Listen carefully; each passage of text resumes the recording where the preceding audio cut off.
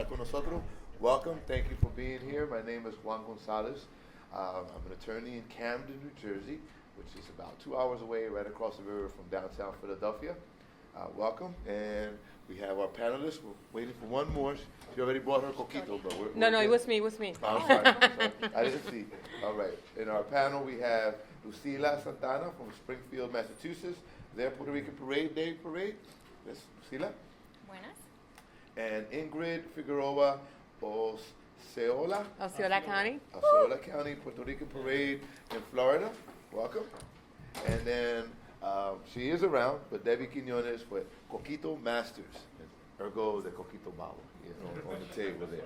I swear I was teasing her, and she pulls this bag and pulls the coquito. I don't know. There you go. Can't wait. There it is. All right, just by way of a little outline, here we go. And we have with us Debbie Quiñones, Coquito Masters. Yay, Debbie. All right.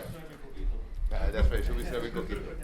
Okay, so the program for this particular workshop, I'll do a little intro, as we're doing right now. Each speaker will have about 3 or 4 minutes in our panel to address the main topic of the session. After the initial remarks, the moderator, I'll ask for some questions, again, to kind of target and flow the discussion. And then we'll have about 15, maybe 20 minutes of question and answers from those who are attending.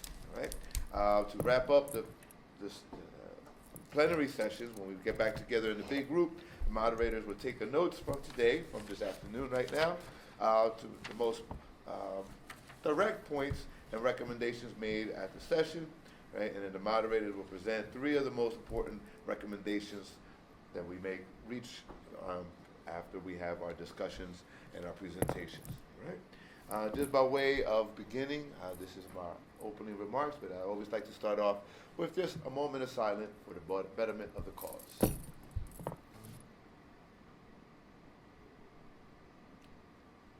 Gracias. Y como somos boricuas, se habla de todo un poco. So, inglés, español, spanglish, lo que sea. Todos somos familia. Okay? Y que viva Puerto Rico. All right. As I mentioned, I'm from Camden, New Jersey. In Camden, we celebrate la Parada San Juan Bautista, el gran desfile puertorriqueño de Camden, New Jersey, que ahora este año que viene ahora, el 17, celebramos 60 años. Wow. 60 years of celebrating the Puerto Rican awesome. parade in Camden, New Jersey. Thank you. I know. And actually, my mother, Doña Ramona Gonzalez, was one of the founders of the parade back before I was even born. And I always often joke about it, but I'm sure it's true. I often say that I was probably in the womb involved in the parade activities. And it's probably true. I would venture to say it's probably true. But I'm very proud of the organization and proud to continue that tradition. I brought some newspapers with photos of our parade and festivals. Feel free to take. And also some materials that we had from last year's festival. As always, at the end of June, feel free to take that information. It's at the end of June this year, coming up 2017. It's Sunday, June 25th. Everyone's welcome to come participate in the parade. We have the parade, and then from 12 to 4 o'clock we have the parade, and from 4 to 8 we have the festival, free concert for the public at the Wiggins Waterfront Park, which is downtown Camden, right across the river from downtown Philadelphia. Beautiful backdrop, very pretty, very nice festive afternoon, and it's all free to the public, all right? So everyone's welcome to participate. Just very quickly, just to kind of put the parameters on what we're discussing today, all right? Our discussion is to focus on the celebration of heritage across the country, across this country, and we have representatives across the country year-round, and also how that relates to education, and in particular the schools, and more focus how what we do in putting together parades and festivals, how does that impact our future generations? And how is that significant for the future generations, right? And I know something that I always say about the parades is, and I know in particular for our parade, the Parada San Juan Bautista in Camden, New Jersey, but I'm sure this applies to all of the parades and festivals across the board, again, across this country, that couple main themes. One, the historical preservation. We, as I always say, we here today, we are that link between the past, the present, and the future. All right, as I mentioned, I'm the proud son of Doña Ramona Gonzalez, one of the founders of our parade in Camden almost 60 years ago. Right? But at the same time, here I'm an organizer now and promoter and doing what I have to do and what I love doing with the parade in Camden. But at the same time, we're passing that on to future generations, passing that on to my daughter, and teaching the significance of, our culture, our language, el idioma, la comida, la música, el baile, la cultura. All right? So we're very important in that sense. And we are that link between the past, the present, and the future. Also, number 2, promoting community unity and solidarity. All right? We've heard in the speakers this morning that's also a grander effect and, if you will, purpose of our parades and festival, that unity. And that translates into political power, economic power, all of that. Okay? And lastly, to celebrate, and also something that was mentioned earlier today, celebrate our pride, our cultural pride. Right?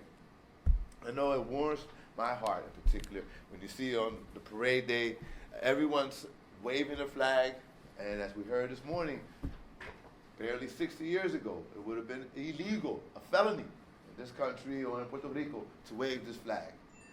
And as I said, it warms my heart to see everyone from the little kids to the great-great-grandparents and beyond proud of who we are, of our family, our culture, and our heritage. And that's a beautiful thing. All right? So with that as a backdrop, I present our speakers, and we'll just, again, each speaker to have 4 or 5 minutes to make your presentation. We'll start off on my far right with, again, Lucila Santana, the Puerto Rican Day Parade in Springfield, Massachusetts. Welcome. Bienvenida. Thank you. Bienvenidos a todos. Buenos días. I am from Naguabo, Puerto Rico. I have been in the U.S. Now for 11 years in Springfield, Massachusetts. And I'm here with my husband. Amazing husband. Hey, husband. So I'm going to be speaking about our issue to schools. I particularly work in the school department, which has helped us a lot on how to engage our school community. And I'm going to tell you a little bit about the history of our parade. The Springfield Puerto Rican Parade was founded in 1990, and something that I hold very dear to my heart is the reason why. Why a parade? Well, at times of difficulty, after Hurricane Hugo struck Puerto Rico, a group of community members gathered to think of ways of how to lift up the spirits of the community. They collected funds, food, and clothing to send back to Puerto Rico, and they organized the parade, and also established the raising of the Puerto Rican flag in Springfield. And in times like today that we are gathering thinking about what is happening in Puerto Rico, I think it's amazing that we're going back and gathering to uplift as well. Our current parade committee was established 3 years ago, which is how I came in hand. The Puerto Rican Cultural Center, which most recently had the parade, passed on the baton to us, the next generation, like we're saying. And we Very are nice. 10 gatitos, very young, like I say, but we roar like lions. And we had no blueprint, no document. We inherited debt, like happens to many of us. But we have a passion for our community. We have a great dynamic group. We come from not-for-profit, higher education. We have a city councilor who actually is the son of one of the founders of the parade. And we have an amazing team. From the very early planning of the parade, it was clear to us that we had to engage our youth. And this is why we took several steps to do so. Number 1, every year now we honor youth ambassadors, 2 young people from our community.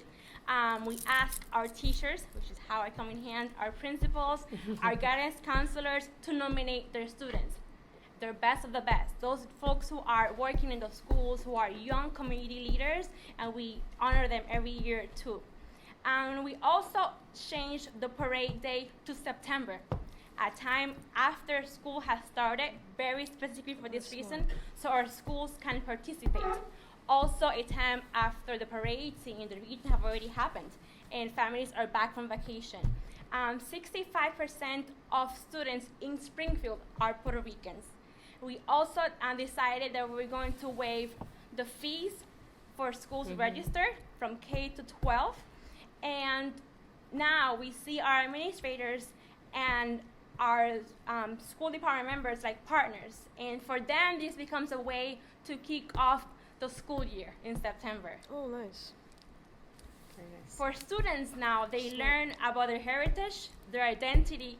They learn who they are and where they come from. And also, we decided from the beginning that this was a way to unify the community. So we invite students, not just who are Puerto Rican, but who are African American, who are Caucasians, to come and celebrate. Mm-hmm. And we also have every year now our superintendent march in the parade. So this past year, more than 30 schools marched in our parade. That's awesome. Hundreds of young people are marching down Main Street where we have our Puerto Rican parade, and it just gives me goosebumps when I see them. We have formed partnerships with our administrations, and a person who has been key in our parade has been our city superintendent, Leah Martinez, who is Puerto Rican. She personally calls the schools who have not registered and asks them, why are you not coming? You have to be there. For our schools, it's a way to highlight their students' talent. So we have dancers, we have schools who perform and they specifically do routines for the parade. We have schools, for example, who embraced our theme last year of the Olympics, and they had students dress up as Olympians. We have a school last year who their theme was going to be trabajadores, and their students dress up as different professionals. We had a school last year who decided that after the parade, they were going to have their own event. So they used a park, and the families gathered there. So it has been amazing for our school committee. And we also asked them to volunteer. We have some schools whose students come volunteer to the other parade. We also have engaged our higher ed, and we have established key partnerships with them. We have schools like Springfield Technical Community College, who now sponsor our parade. We also have Western New England University, who march, and we have American International College, who sponsor. We had about 5 higher eds participate this past year in the parade. And we also make sure that we promote in our local college stations, and we get those college students also attend. Throughout the year, what do?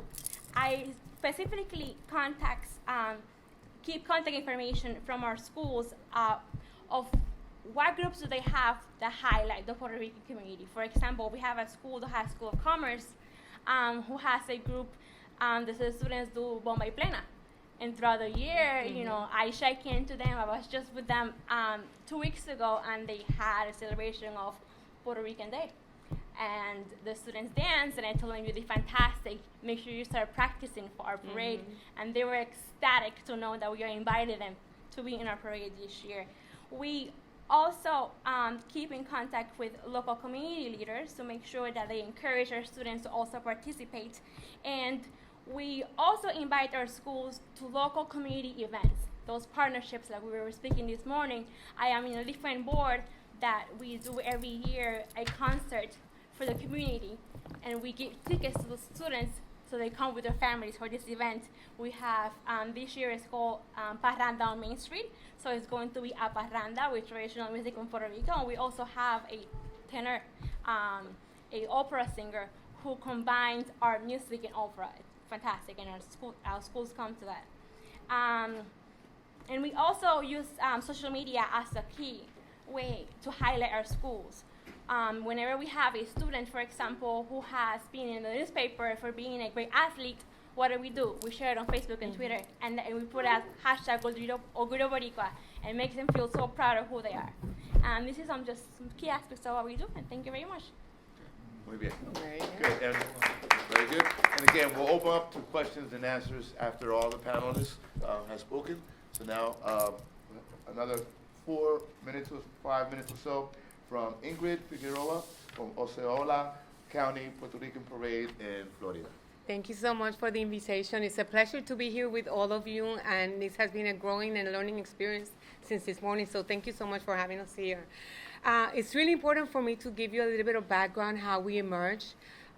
We had a man, Roberto Martinez, who was a dreamer, someone who had a passion for our culture, and he was our pharmacist and in a Winn-Dixie store, and he always used to say to us, one day I'm going to have a center, and I want you girls, meaning my sister, my mom, my husband, everyone to be involved, because we're going to have a great cultural center in Florida.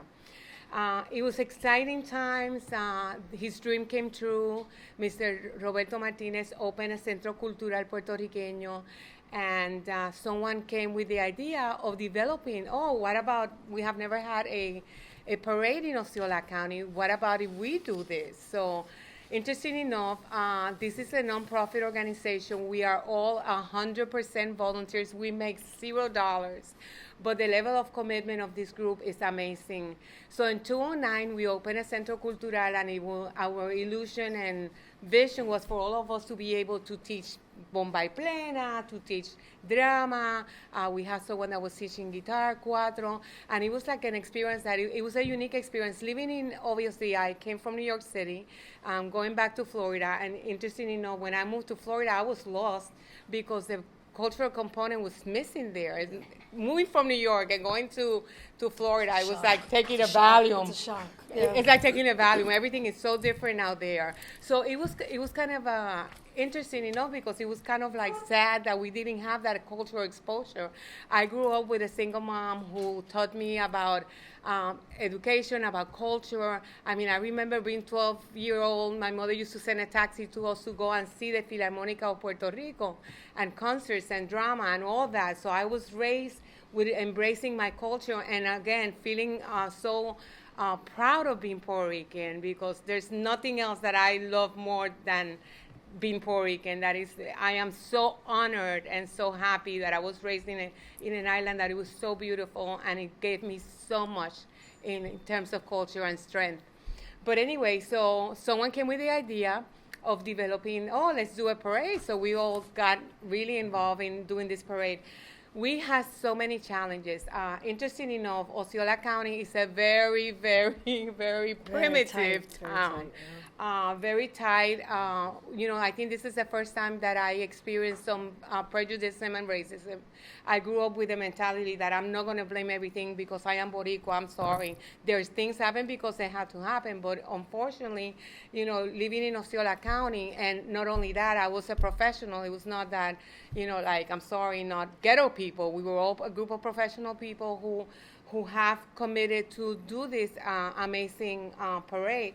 So, one of the challenges that we experienced is that we were all the new kids in the block, and people were looking at us and saying, you really want to have a parade here? Are you kidding me? Not only that, we had no funding at all. We had $0. So you ask me how we did this and how we continue to do this is amazing to us. And we're so proud of the work that we have done. The first year that we decided to do this parade, again, needless to say, we're thinking that we have no dollars. How are we going to create this environment? But not only that we wanted to do a parade, we were a little bit grandiose, and we decided to do a business expo, a health fair, a festival, plus the parade, plus a gala. And when it comes to children, one of the things that we decided to do is that we have our gala, and in our gala we have what is called Premio Borinquen. And these are premios that are provided to people that are unnoticed in the community, but they are heroes, and they are working with the community all the time, but no one knows what they're doing, and they're never recognized. So what we do is that we have the community to really nominate these people that they know that they work in the community, and we have categories for children and adolescents and for adults as well. And to make it more inclusive, we have 2 awards that we are giving to the Hispanic community as leaders that have been able to support us as well. So when we started the first year, we decided to, first of all, we thankful to all the pioneers that decided to do all this, because if the Puerto Rican National Day Parade wasn't here, we would never be able to do this. These are our pioneers, and we're grateful for all the work that they have done. So the first year we decided to dedicate the parade to the Borinqueneers, and you know how controversial that was, but obviously we were so blessed. No one was really opposed to having them there. It was such an honor to have these veterans to participate in our parade, walking with so much pride and feeling that this is the first time that we are recognized. So it was very emotional for all of us. We also had, for the first time, the Philharmonica, the Arturo Somano in our event. which really, if you see me, since the minute they walked in the rehearsal, I was crying because it brought me back to my youth. I used to go every Sunday to see them. So what a pleasure to have culture in Osceola County. They have never been there. So it was very emotional to see them. Our first event, it was a tremendous success. We were so happy. Interesting enough, the Osceola Sheriff Department sends their mountain police because they thought that we were going to kill each other in that event, and I'm like, you have 30 horses with officers, what's going on? What are you expecting to have? So interesting enough, we have no incidents of any kind. That's great. The captain called me and he said, I need to talk to you, Ingrid, and I'm shaking because I'm saying, oh my God, please don't tell me that one of our Puerto Rican people just went crazy. And this is his own words. I'm not using this in any derogative way. He says, I only had a problem, and he was one of my white boys, and he was arrested. So we were like, oh my God, thank you, Lord, thank you. To establish ourselves in Osceola County has been a challenge. We are in our 7th year. The second year, we decided to dedicate our parade to Joseph Acaba, the astronaut who's a descendant from Puerto Rican descent. And, again, very emotional time because even though that he wasn't there, he sent us a message from the mission that he was out there in space. So that was awesome. Emotional for us to see him in space saying, oh, I am Boricua and I love you guys and thank you so much and I'm proud of my bandera. I mean, it was totally amazing. And, for us, we were like, we're the little, the new kids in the block. For us to get this achievement, for us, we think very highly of this committee who has put everything together. And they work every single day. We don't plan our parade 3 months before. We plan our parade like we finish our parade this year. And we start again. We take a little break because, we all very exhausted and, we all have professional lives. I happen to be the director of children's mental health for 19 counties with the state of Florida. So that's a little bit challenging, but all our voluntary work, we are very committed. Our 3rd year, because we continue to focus on culture, we dedicated our parade to Areito, el Ballet Folclórico de Puerto Rico. If you guys don't know him, they have been National Ballet of Puerto Rico. And do you think Puerto Rico would honor them? No, they came to us to celebrate the 45 years of being together in this group. And again, even though that we're volunteers and we don't make a penny out of this, it's for us, it's so nice to see people emotionally crying, saying thank you so much for what you're doing to promote our culture, to be able to support and show new generations, because, the reality is we need to pass the baton to this new generation. And I think it was really interesting that Lorraine mentioned that we need to embrace what these kids are doing in order for us to bring them into what this new generation that we need to bring them so they can feel as proud as we feel being part of this, this event. Our 4th parade, we dedicated it to Andy Montañez. He's an icon from Puerto Rico, and it was, again, very special. The last 2 years, we have dedicated it to different municipalities in Puerto Rico. Right. We have Ponce, Dorado, Barceloneta, and Mayagüez. And, Ponce is Ponce, like what they say, but I'm from San Juan, I'm sorry. That doesn't count, okay? We let them pretend that they're Ponce, but the reality is that San Juan is San Juan. And then the other thing, last year, we dedicated, because, in Puerto Rico, it's not about parades. In Puerto Rico, it's about carnivals and festivals. So every weekend they have a festival out there. So last year we dedicated it to the Carnavales of Puerto Rico. There's 78 carnivals in Puerto Rico. We have ambassadors in Puerto Rico that are representing our beautiful events. This year it was a little bit of a challenge because we had next to us the President of the United States came to visit to the next building that we were in. And of course, even though that he passed by our stage, it created a little bit of tension because, Secret Service took over. And who says no to the president that you can't go by that, by that backstage?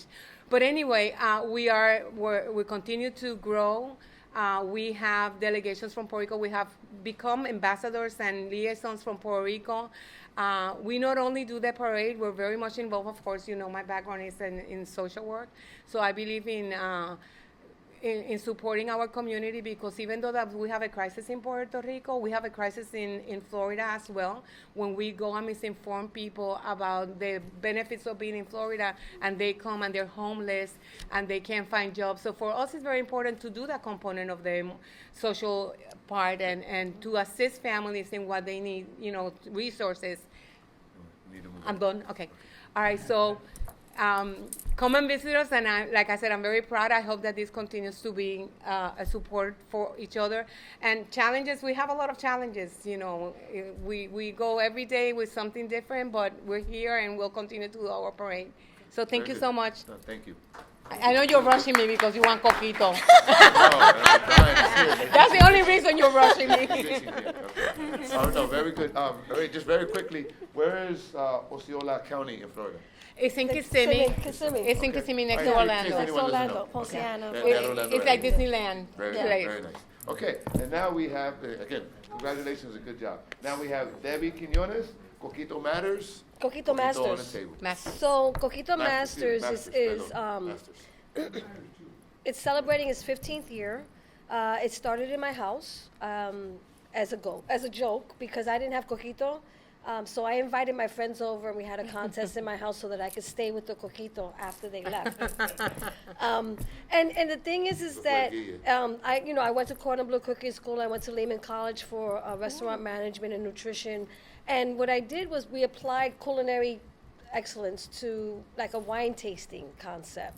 And the winner walked through the living room going like this, it was through my living room. And then, it grew to a senior citizen center and some local restaurants. And then in 2005, the Museo de Barrio graciously invited us to come and do the contest there.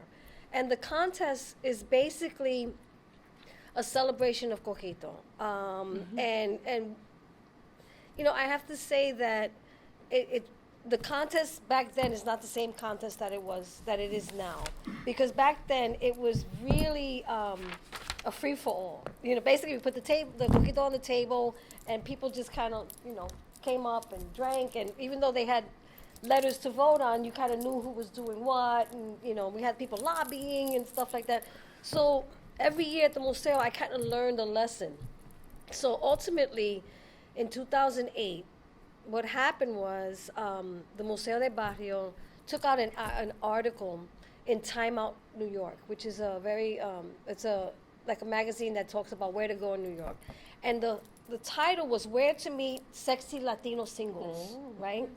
Oh, I'm sorry, honey. So 670 people showed up. 670 people showed up, and we had 48 coquitos that showed up to compete. It was a madhouse. It was a madhouse, but it was great. They called the police. They came.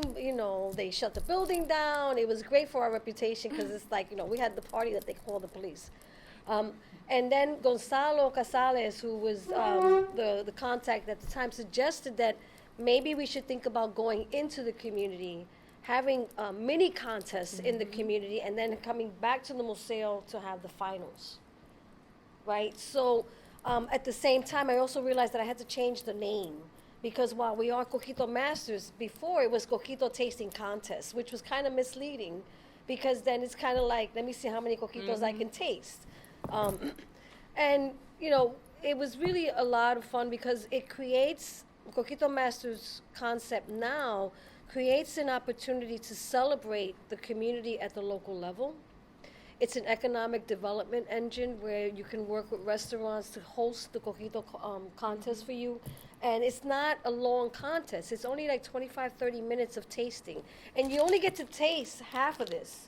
You're not taking a shot. We also learned not to have more than 10 coquitos in one shot, because that's a lot. It's a lot of Confusion. So Borracho. it's an economic development tool. It's also a culinary preservation concept, where ultimately, when we talk about preserving Puerto Rican culture, a lot of people talk about art, a lot of people talk about different issues, but the concept of culinary preservation is something that we need to focus on as well, because what I found was that people kind of score coquito, their coquito hookup, right? They have that one person that you have in your family or whatever. But when that person dies, you find that you're kind of left without. So we created Coquito Masters qualifiers, where we go around the city and we have qualifiers in neighborhood bars, senior citizen centers, churches, anywhere that would have us. And the contestants bring the bottle, and we put it all in one picture. It's a blind taste test. All of the same pictures. They have letters on them, and then you taste. And then you rate from 1 to 10 on color, consistency, and kick. You know, we don't ask for the recipes because you just don't ask people for their recipe. Right? You don't. And then what happens is the person with the highest score gets the title of Coquito Masters and moves on to the finals for the title of New York State Coquito Master. We have gone, and I'm so grateful because we have gone to Boston, we've gone to Connecticut, we've gone to Florida. Was our first year last year. We were in Florida. Oh, that's right. So we have we have a Coquito Masters chapter, because now they're chapters in different parts of the country. We have friends in Hawaii that have done the Coquito Masters contest in Hawaii. You know, because the bottom line is that it's a celebratory issue. It just, you say Coquito, people smile, right? But the other thing is that, you know, we also, like, I created the International Coquito Tasting Federation, you know, and as a play on Spain, we decided to just have a coat of arms, you know, which is cinnamon sticks, coconut, vanilla, and rum with a flag on it. But what was interesting, that somebody told me that you should take the flag off because, you know, you may not invite other Latinos. And I was like, I'm sorry, the flag is staying. That's Bottom right. line, It's because Puerto it's Rico. Coquito is indigenously Puerto Rican. That's right. But the other thing that we found was that it opened up a dialogue about, you know, what is Coquito? What does it represent? You know, if you look at the ingredients, they do represent different issues in terms of the migratory patterns of the ingredients. What does it really represent? It represents imperialism and colonialism, you know, because you have cinnamon from India, you have nutmeg, you have coconut, which came from China. You know, you have all these different ingredients that were transported to our island, right? And how did we kind of react to that situation? Coquito represents the resiliency of the community. And it represents a response to that particular issue of imperialism and colonialism. And then it opened up another dialogue about, well, you know, what about the state of Puerto Rico and agriculture? What's happening there? How do we even get our food? How, you know, things come in, you know, the Jones Acts and all these things that come, you know, that impact this one little bottle, right? So, you know, what started out as a goof in my house has now opened up a discussion about social change. It talks about the state of food. It talks about the state of Puerto Rico. It talks about, you know, the reality of imperialism, and it talks about the responsibility of culinary preservation in a way that now translates, because now we're embarking, you know, on a second phase, because I've been doing this for 15 years out of love. You know, I mean, yo sola with my partner, you know, we go all over the place, and, you know, I rely on my friends and family, you know, Coquito friends and family, because over the course of 15 years, there's been about 10,000 people that have participated. There's been about 300 Coquitos that have participated. And the ultimate goal is to create a Coquito, an informed Coquito consumer, you know, and to support Coquito entrepreneurship. Because I will tell you that I have had really, really good Coquito, and I have had really, really, really bad Coquito, you know, and it's an issue of education, because this one gentleman came up to me, he says, I got Coquito for you, because, you know, they call me the Coquito Contessa. And it's like, mira, I got Coquito. And it was leche condensada with a shot of rum. No, with just a shot of rum poured into it. Oh my God, diabetic attack. Yeah, so then, you know, the other thing was that we had to embrace the evolution of our culinary experience and the evolution of the Puerto Rican diaspora, to the point that now we have a fusion flavor category. Wow. So we have traditional, and then we have the fusion flavor, which is chocolate, pistachio, you know, and some people get like really like, no, don't do that. But you have to embrace that because you talk about youth and you talk about, you know, how we expand. So I'm really looking forward to, and this is really weird, but it's a salmon coquito. You know, I'm supposed to meet with her like next week. She does a salmon coquito. I don't know. But, you know, we had one last night at the Bronx Distillery. We have one tonight, if you have nothing to do tonight, at Jimmy's 43 East 7th Street. But the other thing is that it opened up a dialogue about the importance of working with young people and doing coquito, teaching them about coquito, but a virgin coquito. So we have a new partnership with a parents association and a school that now wants us to bring this this entire dialogue to young people and teach them how to make a virgin coquito. And then, you know, the parents are going to probably add the rum after. But, you know, it talks about how I know that there's Puerto Ricans everywhere in the world. And I know that we will have chapters of the Coquito Masters all over the place because coquito is something that represents resiliency, it represents pride, and it represents the importance of culinary preservation. So that's why I have a sample here of a champion coquito who has won. And, you know, we can crack it open after. But, Or now. you know. Or now. But the idea is that I have to say that, you know, in terms of challenges, you know, I got some criticism from some friends and family because they're like, oh my God, you're selling out coquito. Why are you, why are you putting it out there? Because they're going to take it from us. And I was like, no, they're not. No, they're not. You know, they're not going to take it from us. And in fact, we're going to open up more dialogues. You know, I had one artist that wanted to do a coquito installation with coconuts, Diogenes, you know, and he was like, I want to do a coquito, you know, installation. So then it opens up an opportunity to work with schools. Our coquito season is from October 16th to January 17th. We look to go to Florida. The second Friday in January is going to be like our annual event to maybe kick off the Sabatita, thing. So and we're looking to go to wherever you're at. We can go to you. We can go to you. You know, we go to New Jersey. We go. I mean, and I think, you know, it opens up a wonderful opportunity for dialogue. The event can actually be a way for you to solicit new relationships with people. Let's say you want to get together with, you know, an elected official. In fact, elected officials have participated in the past, which has always been fun because they sometimes they submit their bottles and they don't want you to say who they are, so they have a representative, you know, kind of representing them. You know, and so I think that what coquito represents is a continuum of a lot of different dialogues. It's a product of resiliency, and it represents our wonderful, wonderful culture. Very good. Thank you. Very interesting.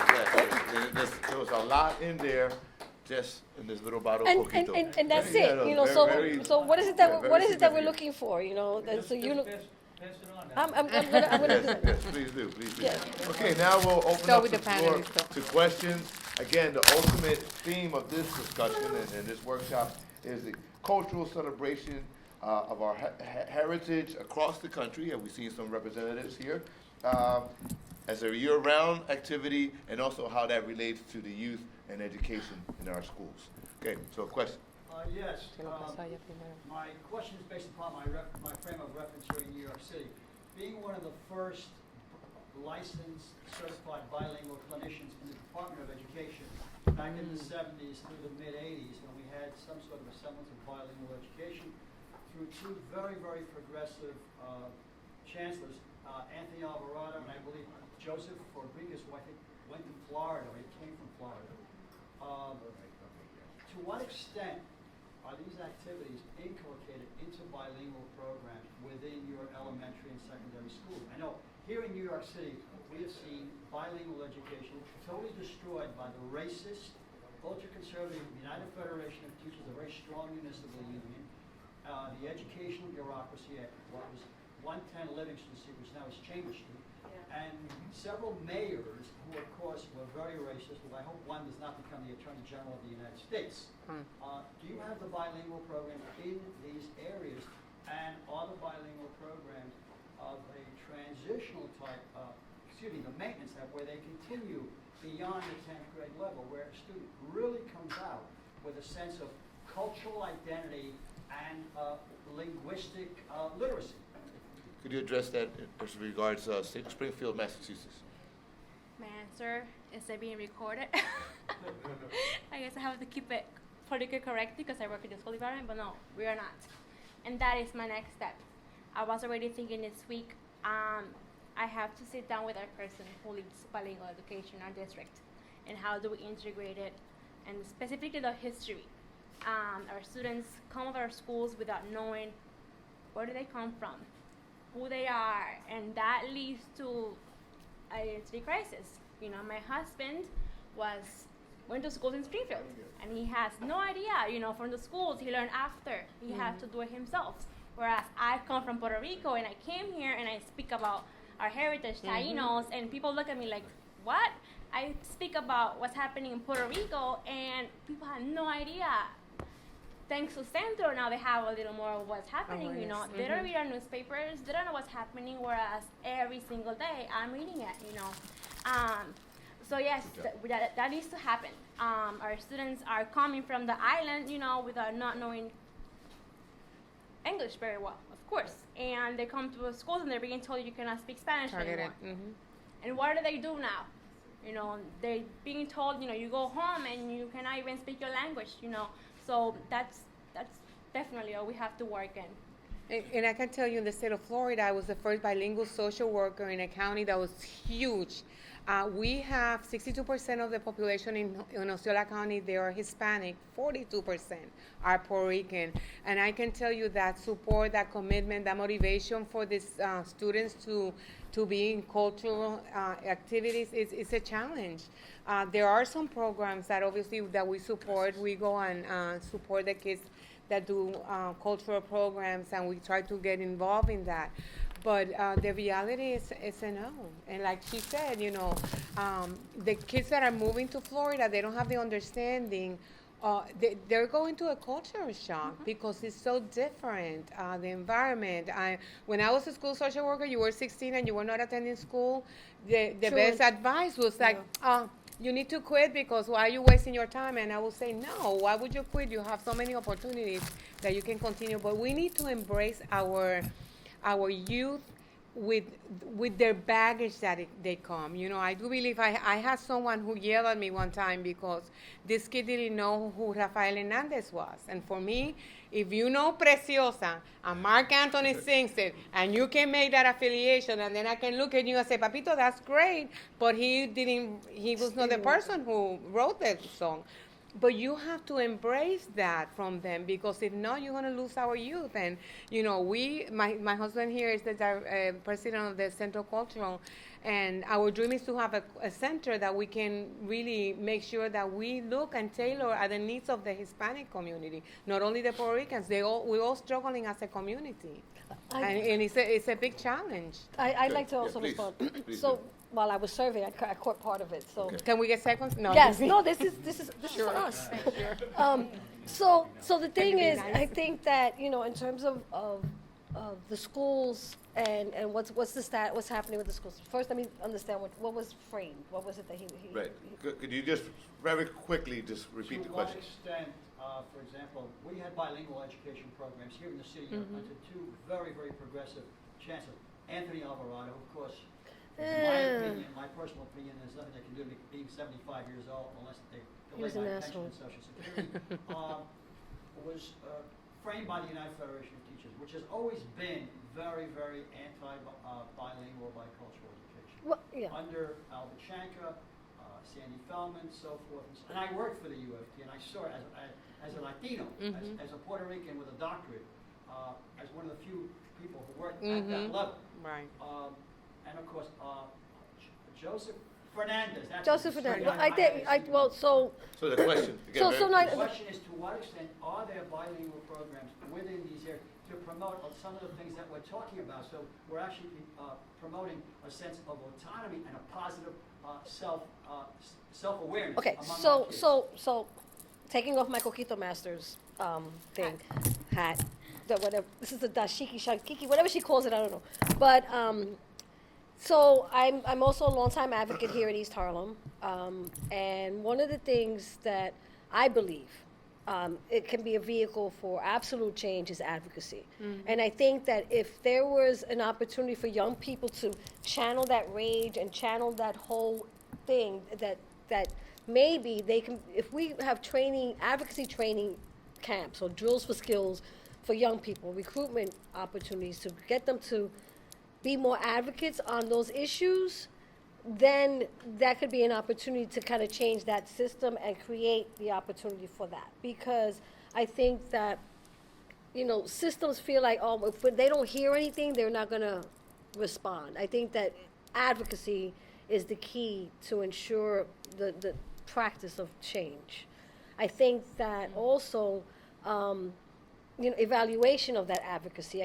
Because I think that sometimes people get comfortable and then they don't they kind of say, oh, we did such a good job, and then they don't go back. Right. You know, so I think that that advocacy is a key to ensure. And then teaching parents advocacy, because, you know, East Harlem, we have a large, we have a high concentration of Mexicans, and one of the things that we find is that they're very,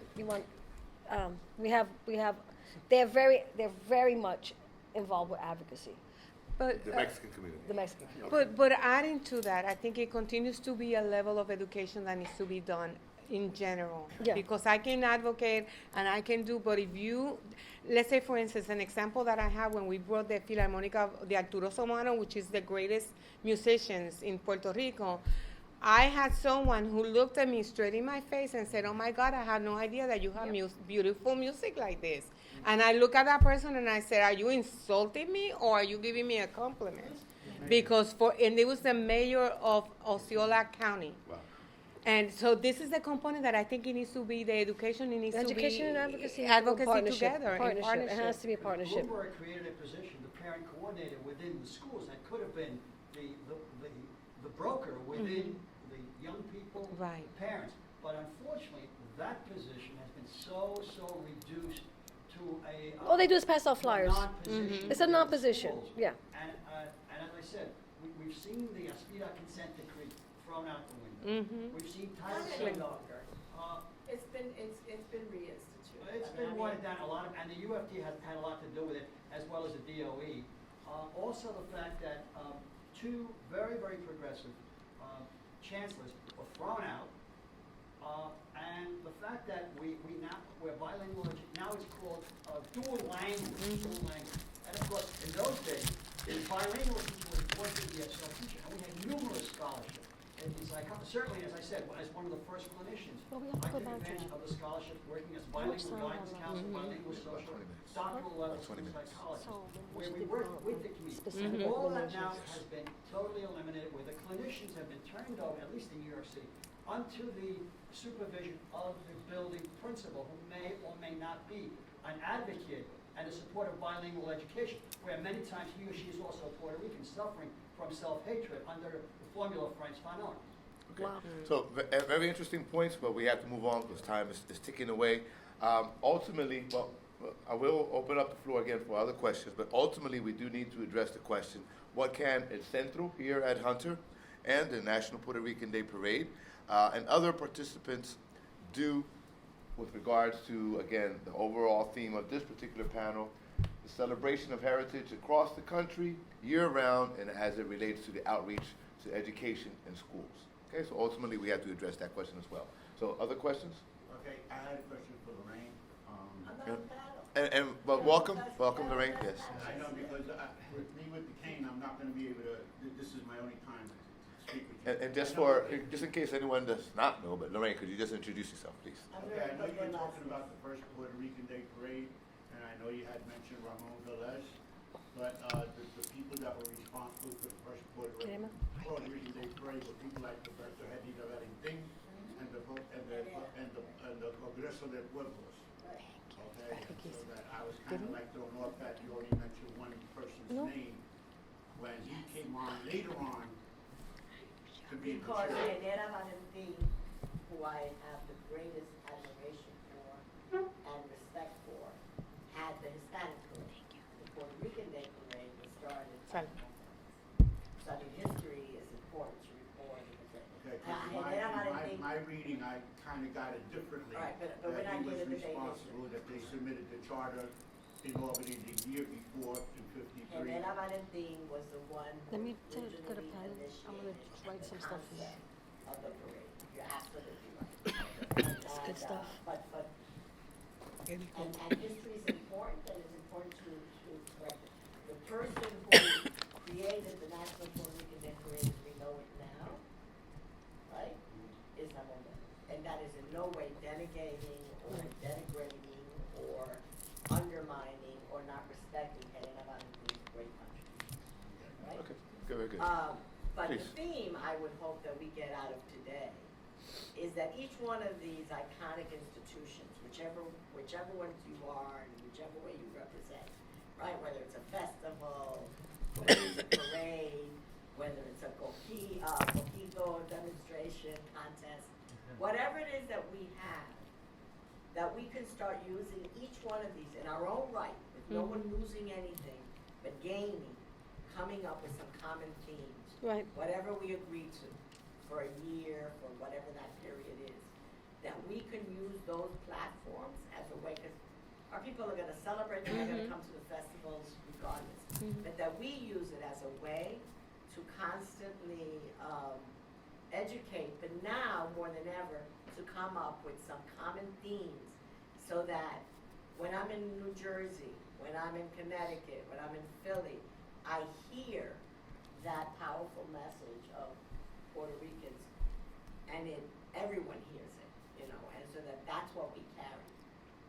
That's a great point, and I think addressing that point, going directly to that point, in order to get to that level, I think that we need to further develop the networking and working together and communicating with one another. I know in the past we would have a conference and we try to bring all together at the table, you know, be it New York, Camden, Philadelphia, So Massachusetts. here's- So in order to get to that point, we think we have to do better at that So networking. I make a commitment that we will take the leadership. No, I mean, we'll take the lead role, not the leadership. right. Because there are 1,001 leaders in this place. I know never usurp leadership. But that we will take the responsibility and accountability for calling together a teleconference first, right? Because there's, you know, and this time, and you know, all the resources that we have, we need to devote to our respective entities. Right. But, and that we will then, if people commit to that we will do that quarterly to keep each other abreast of what we're doing and what some of those themes are. That does not mean that we have to have unanimity or agreement. You know, like some parades are not gonna wanna do something for ASTA. Some parades might not wanna do LGBT. Whatever it is, you know, and everybody, muchas voces. Believe me, it's a hard thing to live into. But we will take the responsibility for doing that kind of a campaign, right? Thank you. Thank you. Right, and we're gonna do the first one right after Viendo. Yeah, Okay, just good. a thought, because sometimes you always talking. I gotta give you my number. The words are taken, blown away in the air, because we went to summit about 4 years ago. That's where we brought up the unity. After that, everybody went their own way. Yeah. Where were they? 917 They want to get money. 917 287 If that they gone. They never invite us 4964. anymore Yeah. for what we say. 6-4? Yeah, Actually, And it's Debbie, become right? Debbie. the To words. me, I'm that same way. It's about Yeah. what's that message and what we're That's gonna right. do. And- And it's not changing your parade, Right. changing your festival. Right, and one of the key things is that one of the resources that we have available to us is here at Hunter College. And Dr. Melendez, he's been doing an excellent job at bringing us all together and yeah. you know, sitting us down at the table. So that's a good thing. Another point in the back. As a trustee of CUNY, I want to be real clear. The Centro is a convener and the Centro is not the doer. Correct. You're the festival, Correct. You're the festival. Right, they're the catalyst. They're a catalyst and a Right. convener. and which is a good thing, and it's not much needed and much So you could appreciated. develop some Yes, tools. please. One, to the topic of outreach to schools. Some time ago in 1996, immediately after the creation of the National Puerto Rican Day Parade, of which Ramon Vélez was its first president, and to the point of the gentleman, there were other people like Herrera and Chulito Caballero, and Luisa Quintero, Damaso, and all those other people who back in the 50s created the movement of the Puerto Rican community to grow. I just want to suggest to the panel members and the other members who are here, back in 1996, 97, we created a program in conjunction with the UFT, in conjunction with what at those days was the New York City Board of Education. And we created a program called the 1,000 Children's Project. And the purpose of that program was to create the next generation of Puerto Rican leadership within the school system, utilizing the school system as the catalyst for that. Curriculums were approved by the New York City Board of Education in those days. Mentoring was put in place, and for many, many years, I don't know what the current group of the National Puerto Rican Day Parade is doing about this, but for many years, we had a lot of graduates. We were able to bring into the mix a lot of scholarship money for those kids that were part of the 1,000 Children program that was developed back in 96, 97. So you may want to look at something similar when you work in conjunction with the school system in your local communities. Identify young Puerto Rican children. We have kids from the 3rd grade to the 6th grade that we were identified as part of that 1,000 Children's program. Within 5 years or so, we had kids that were graduating, going into colleges. But during that whole time, we had a very limited staff of people, plus a lot of mentors that were working with the school system in guiding them through the process. The primary goal at that time, which can be changed, but the board at that time decided, was to create the next generation of Puerto Rican leaders, regardless of their academic knowledge, academic prowess. We were looking for leaders. Oh, I can't We remember. were not looking for It's academics. 19-something. And They're those kids diving, were I part of don't that know. process. So that's something that you may want to take back to your communities as a thought, to get into the school system, to get the school system to become responsive to our children's needs, especially those where bilingual education is no longer an issue or is not recognized as something that should be happening. Good, thank you. Thank you.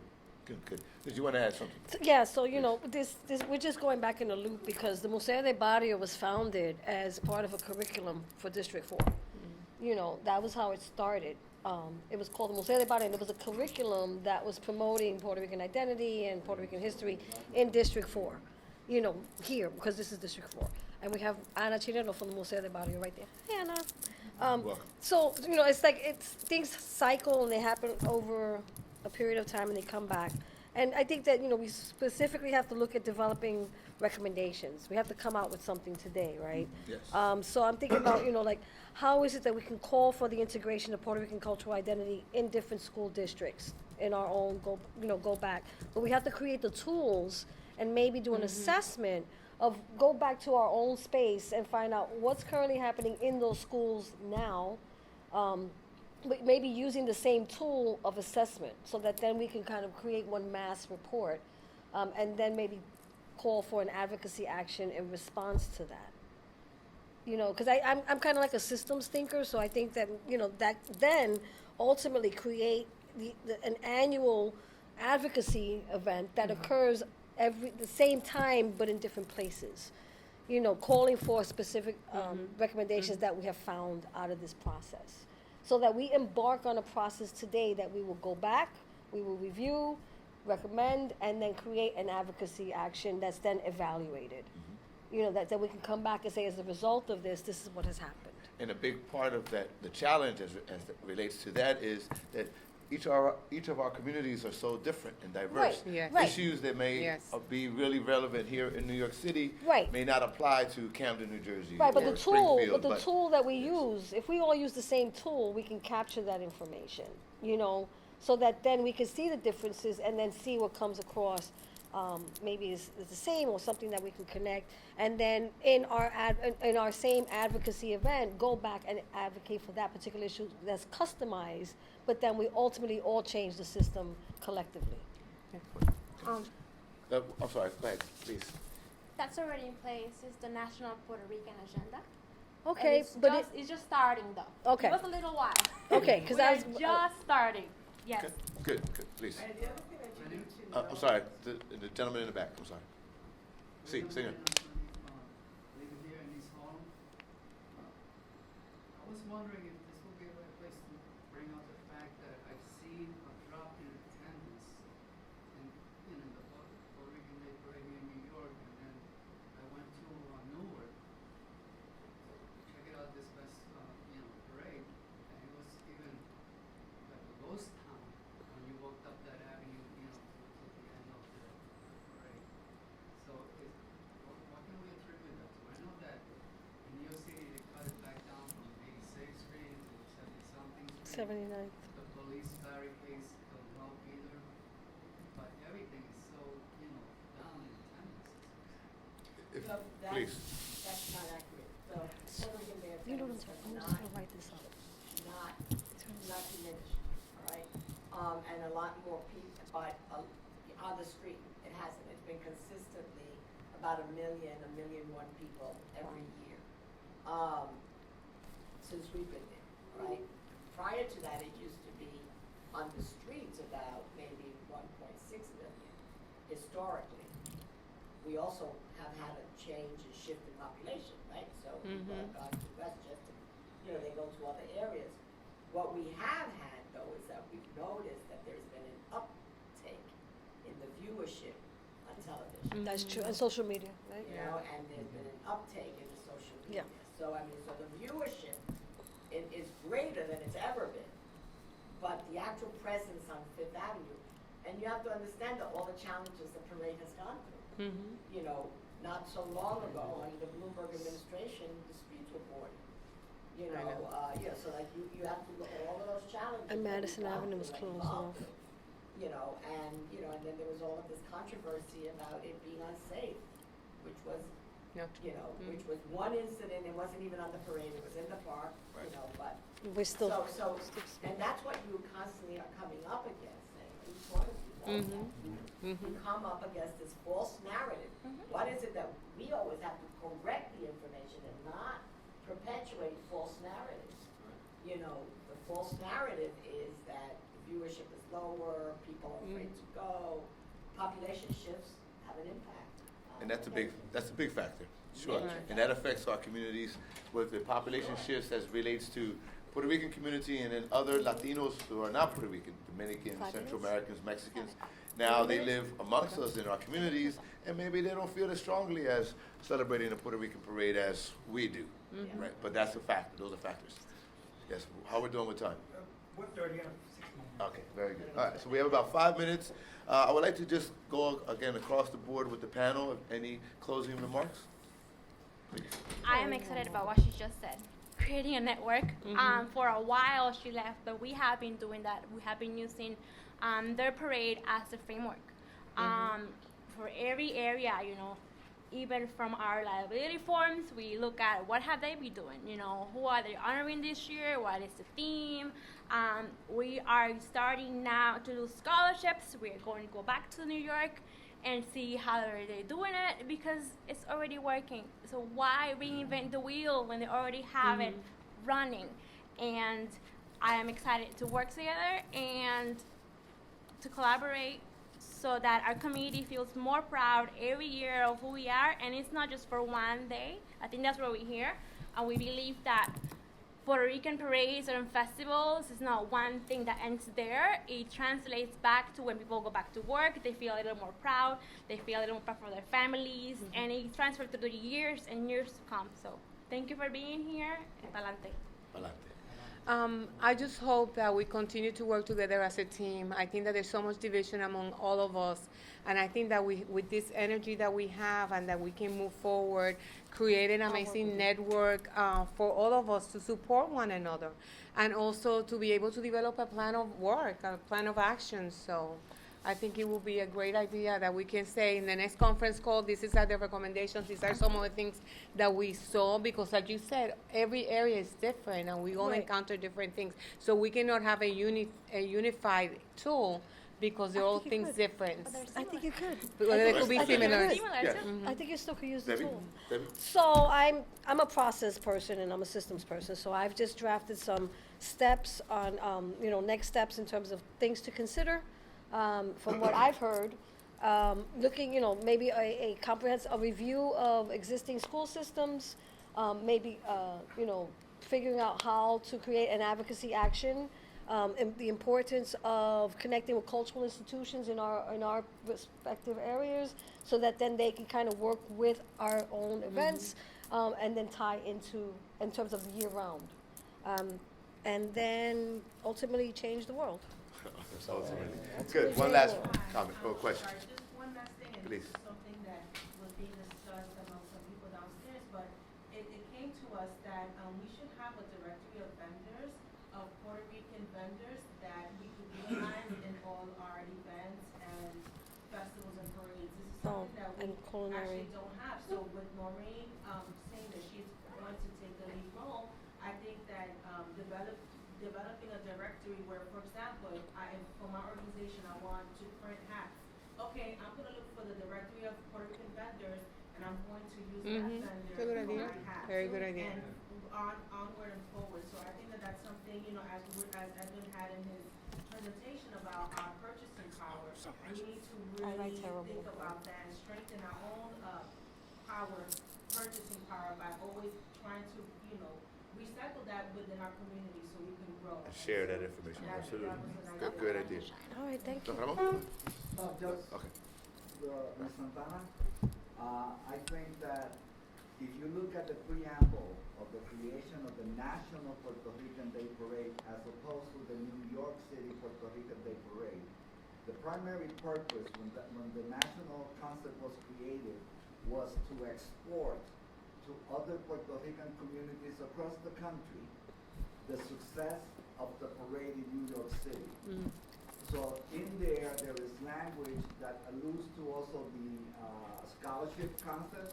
What I described before was the 1,000 Children program that had nothing to do with the scholarship program that the parade has always had.